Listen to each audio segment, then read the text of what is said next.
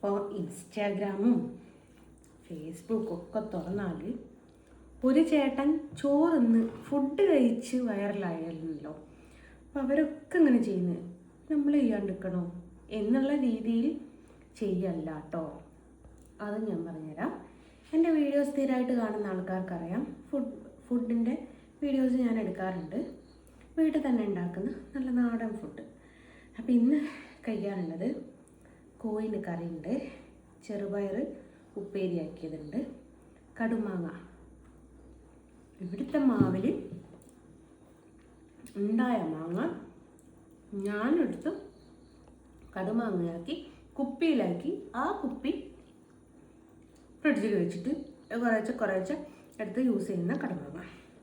പിന്നെ ചിക്കൻ പൊരിച്ചതായിരുന്നു. കരിഞ്ഞു ഒരു സംശയം, കരിഞ്ഞില്ലല്ലോ. എനിക്ക് തോന്നിയത് കേട്ടോ കരിഞ്ഞു എന്നുള്ളത്.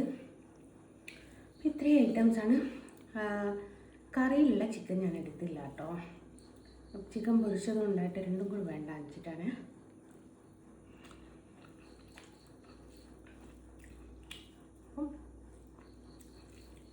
ഇന്നത്തെ ഫുഡ് ഇതാണ്. ഫുഡ് കഴിക്കുമ്പോൾ നിങ്ങൾ വിചാരിക്കും ഇത് ഉച്ചേമുക്കാലാണ് എന്ന് വിചാരിക്കും. തെറ്റി. 11:30 ആയിട്ടുണ്ട്. രാത്രി 11:30 അല്ല, അത് 12:30. സോ സോറി, 12:30 ആണോ അല്ലേ? നമുക്ക് അർദ്ധരാത്രി അല്ലെ പുലർച്ചെ സമയത്ത് ഫുഡ് കഴിക്കുന്നതിന് ഒരു പ്രോബ്ലം ഇല്ല.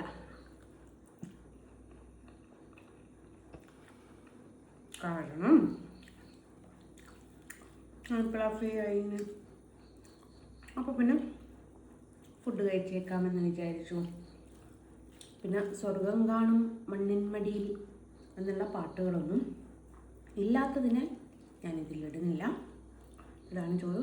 വാ തുറക്കണ്ട, ഞാൻ തിന്നോളൂ.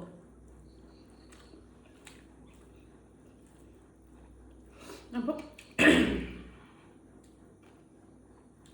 ഒരു വീഡിയോ ചെയ്യണം. എത്രയും പെട്ടെന്ന് കമൻറ്റുകൾ പറട്ടെ. ചവയ്ക്കുന്നത് കണ്ടിട്ട് പശു ചവയ്ക്കും പോലെ ചവയ്ക്കുന്നത് കണ്ടിട്ട് അറപ്പ് വരുന്നു. ഇവളുടെ ഒരു തീറ്റി തിന്നാൻ വേണ്ടിയിട്ട് മാത്രം ജീവിക്കുക. ഓ, നിനക്കൊന്ന് പോയി ചത്തൂടെ ശവമേ. അതൊന്നും ഞാൻ എന്നോട് പറയുന്നതല്ല, എനിക്ക് വരുന്ന കമൻറ്റുകളാണ്. അത്തരം കമൻറ്റുകൾ എത്രയും പെട്ടെന്നിടൂ. അപ്പം ഞാനിത് തിന്ന് തീർക്കട്ടെ.